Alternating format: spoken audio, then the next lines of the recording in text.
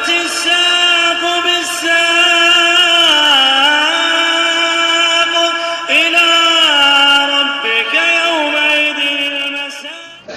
Bismillahirrahmanirrahim. Alhamdulillah wassalatu wassalamu ala Rasulillah wa ala alihi wa sahbihi wa man walah, amma ba'd. Kita lanjutkan bacaan kita terhadap Syarah Al-Baiquniyah, syarah Syekh Muhammad bin Shalih Al-Utsaimin rahimatullah alaih. Yang mana kemarin terakhir kita bahas adalah mengenai pembahasan orang-orang yang mengkritik Sahih Bukhari. Nah, sudah kita permisalkan kemarin orang yang mengkritik Sahih Bukhari itu bagaikan apa? Menanduk gunung. Jadi posisinya gunung ditanduk, ya tanduknya patah, itu istilahnya ya. Enggak kuat dia. Nah, posisinya seorang imam, bukan sembarangan mengkritik seorang imam, lihat dulu siapa yang mengkritik. Kalau yang orang mengkritik orang belakangan, celananya pantolon, dia suka nerjemahkan sana kemari cuma untuk apa? Cuma untuk mencari popularitas biar terkenal atau yang semisalnya, untuk mencari uang biar dapat gaji atau yang semisalnya, tahqiq sana tahqiq sini untuk mencari uang atau yang semisalnya, sangat tidak layak. Apalagi yang dia tanduk itu gunung gitu loh. Jabalul Hifdz, bayangkan gunungnya hafalan, tanduk sama dia. Tanduknya patah lah. Paham ya? Maksudnya bagaimana? Maksudnya lihat kadarnya siapa yang mengkritik. Sudah kita lihat kemarin kan? Kalau terjadi kontradiksi seperti itu, jawaban globalnya lihat siapa yang mengkritik Imam Bukhari. Paham ya? Nah, kemudian Imam Bukhari itu kan ketat sekali syaratnya di dalam sahihnya, enggak sembarangan. Syaratnya ada apa? Al-luqi wal mu'asarah, enggak. Masing-masing perawi harus bertemu, berjumpa sezaman lagi. Itu berat sekali itu. Imam Muslim aja cuma mensyaratkan apa? Mu'asarah, sezaman. Walaupun apa? Walaupun tidak bertemu dan memungkinkan untuk bertemu. Mahum Abdurrahman. Perhatikan baik-baik. Yang terakhir, amal jawabul mufassal fahuwa fi, itu ya. Ya kan?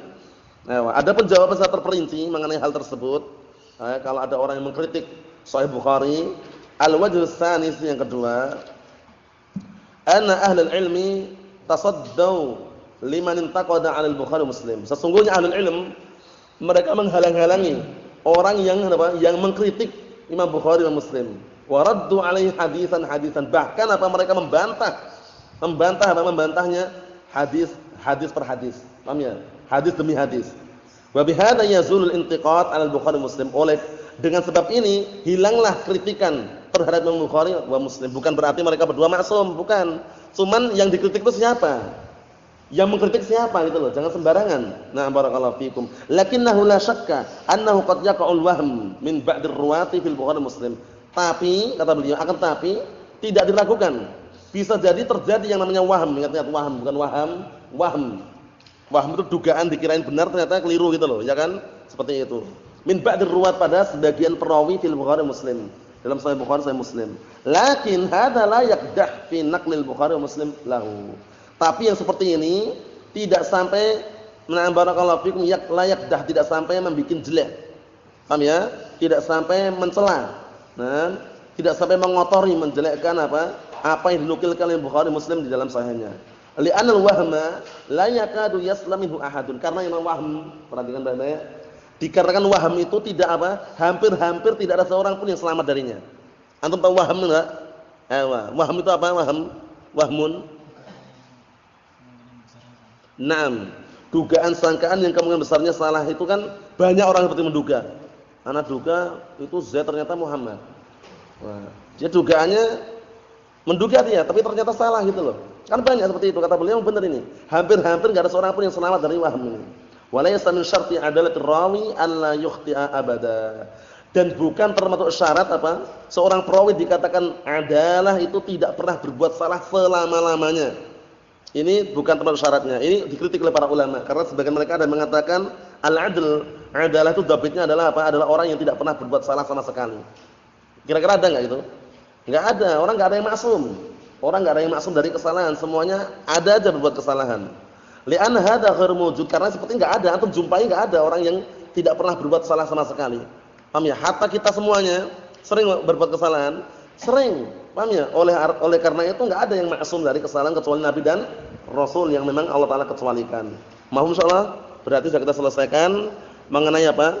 Mengenai pembahasan hadis sahih serta sedikit barakallahu fikum penjelasan orang-orang yang mengkritik Imam Bukhari rahmatullah alaih. Sekarang kita akan masuki pembahasan yang baru sekaligus nanti dimasukkan dalam hafalan yang baru ya. Qala al-muallif rahimahullah al-Imam Al-Baiquni rahimahullah Wal hasanul ma'rufu turqan wa ghadat. Rijaluhu la kas-sahihi syaharat. Adapun hasan yang sudah ma'ruf, dikenal dengan apa? Turqan wa ghadat. Maksudnya bagaimana? Maksudnya itu jalan-jalan sudah ma'ruf. Dan rijal hadisnya itu la kas-sahih, enggak seperti rijal yang ada dalam sahih. Paham belum? Paham belum, San? Rijal hadis, para perawi hadisnya itu enggak seperti apa? Enggak seperti yang ada di dalam syarat sahih. Karena apa syarat sahihnya kemarin? Kalau syarat sahih itu rijalnya, para perawinya harus apa kemarin? Tamu dapat, ya enggak? Hafalan, kekuatan hafalan, kecermatannya, ketelitiannya itu sempurna. Tapi kalau untuk yang hasan ini apa? Nah, barakallahu fikum, adabtu an-naqis. Paham itu ya? Ketelitian, kecermatan, kekuatan hafalannya ini tidak seperti yang hadis sahih. Kurang itu maksudnya. Paham ya? Itu beda kan? Ini bedanya situ nanti. Nah, perhatikan baik-baik ya. Bedanya nanti di situ. Naam. Qala Syekh Muhammad bin Shalih Al-Utsaimin rahimahullah taala, intaqala al-muallifu ila ta'rifil hasan. Muallif berpindah menyebutkan definisi hadis hasan. Wal hasan fil mandhumah huwa, sedangkan hadis hasan di dalam mandhumah atau pantun ini huwa al-qismus tsani min aqsamil hadis.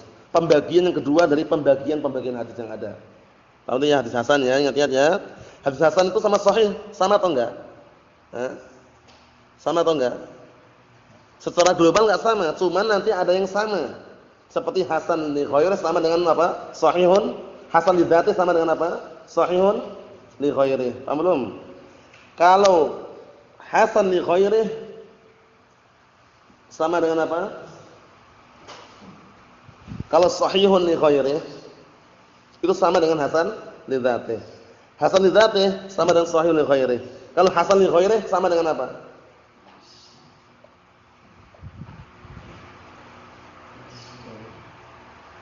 Yang diapakan? Ya dhaifun munjabir ya, dhaif munjabir tapi diapakan?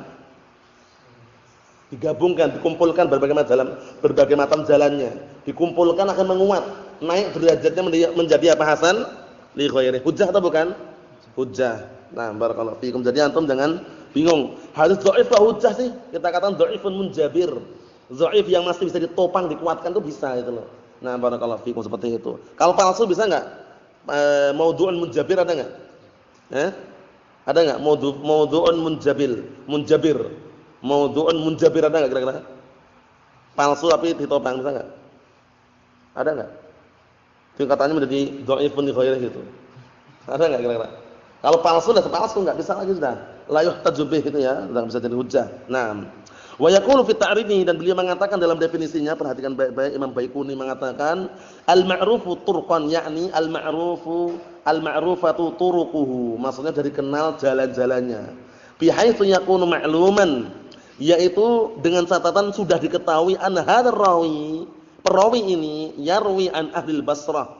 Nah, meriwayatkan dari ahli Basrah contohnya. Wa hadza an ahli Kufah, dan ini meriwayatkan dari penduduk ahli Kufah. Wa hadza ahli Syam, ini meriwayatkan dari penduduk ahli Syam. Wa hadza an ahli Mesir, dan ini meriwayatkan dari apa? Mesir. Wa hadza an ahli Hijaz, ini dari ahli Hijaz. Wa ma asbah dzalik, ini sudah ma'ruf, jalan-jalannya hadis hasan sudah ma'ruf. Oleh karena itu nanti barakallahu fikum derajatnya di bawah hadis sahih. Paham belum? Karena sudah kita lewati kan 5 syurut, 5 syarat hadis sahih. Pertama, ayyakunal haditsu ayyakunal hadits apa?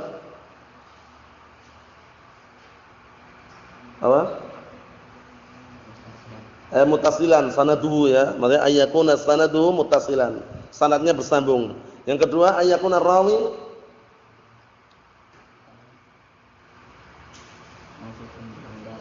mausufan bil adalah. Yang ketiga ayyakuna rawi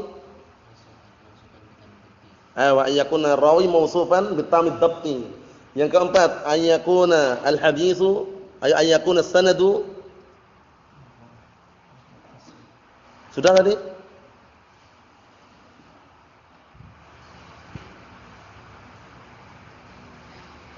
Ayyakuna al-haditsu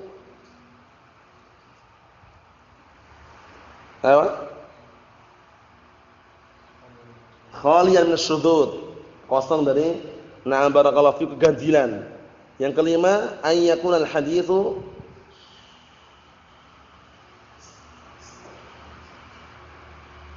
Yang terakhir.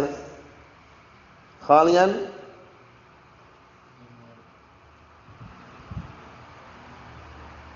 apa? Min al-illah al-qadhiyah. Ingat lima syarat tadi ya, ayyakuna sanadu muttasilan. Ayyakuna rawi mausufan bil adalah. Ayyakuna rawi mausufan bitamid dabti. Bitamid dabti. Ayyakuna al-haditsu apa? Khalian min asy-syudzuz. Yang kelima ayyakuna al-haditsu khalian min al-illah al-qadhiyah. Lima syarat ini diterimanya dikatakannya hadis sahih. Jadi kalau enggak ada ya nanti apa? Derajatnya bisa di bawahnya tergantung dengan apa keadaannya, kita lihat nanti. Qauluhu wa ghadat rijaluhu lakas sahih, yakni anna rijaluhu akhaffu. Nah, akhaffu min rijalis sahih. Maksudnya apa? Para perawi yang ada dalam hadis hasan itu derajatnya di bawah tingkatan para perawi yang ada di dalam hadis sahih. Kenapa kok seperti itu?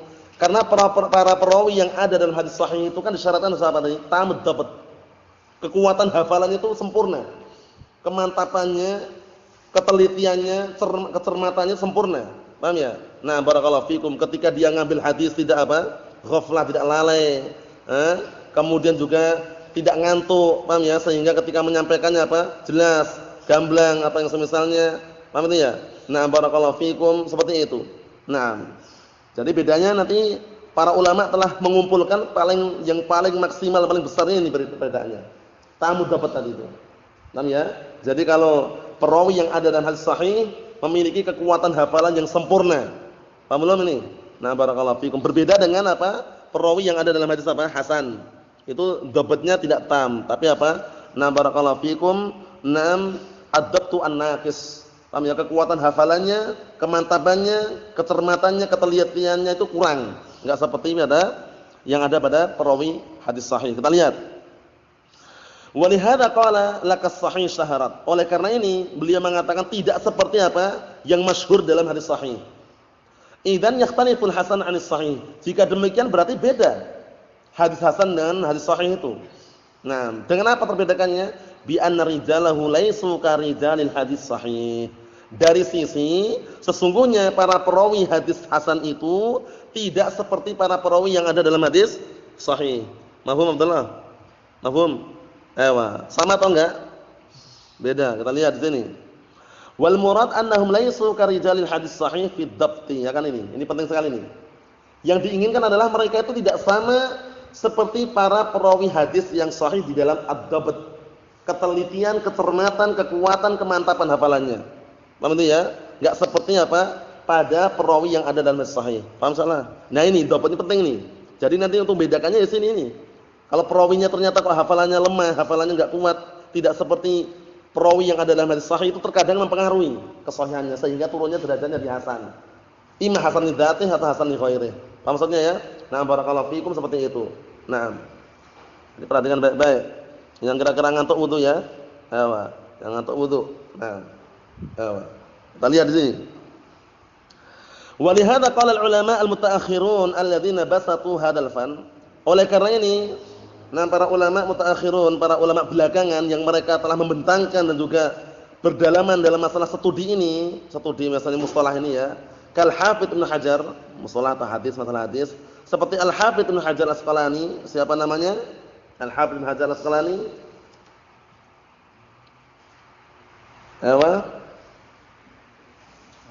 Ahmad bin Ali, Al Hafidz Ibnu Hajar Asqalani, Ahmad bin Ali rahimahullah taala.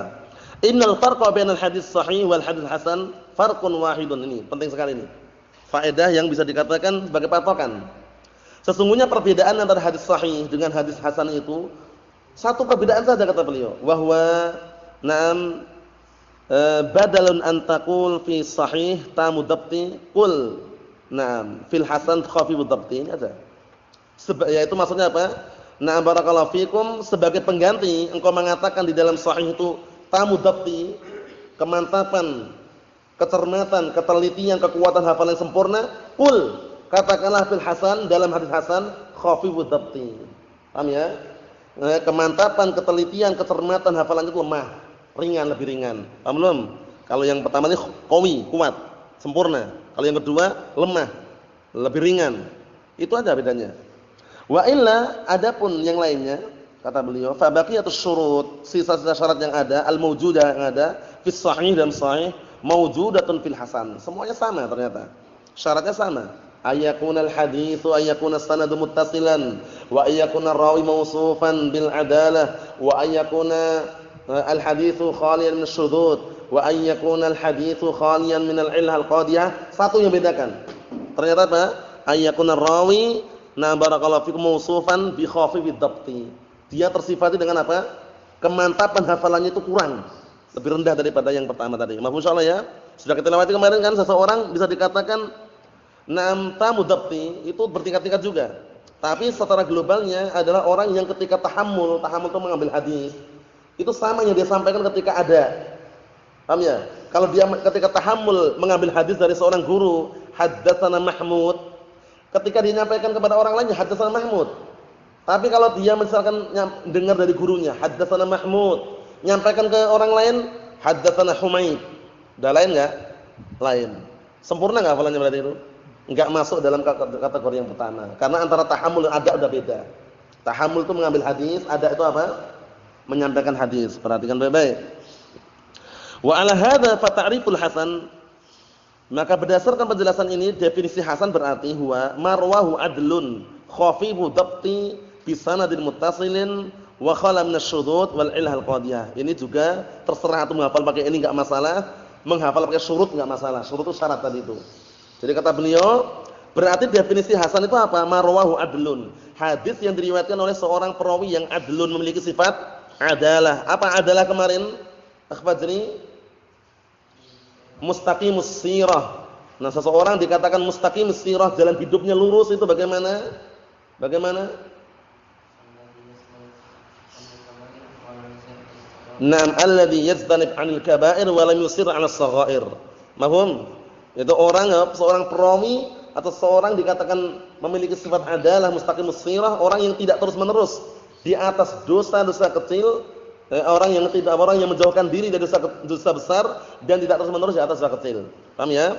Naam, yajtanib 'anil kaba'ir wa lam yusir 'ala as-saghair.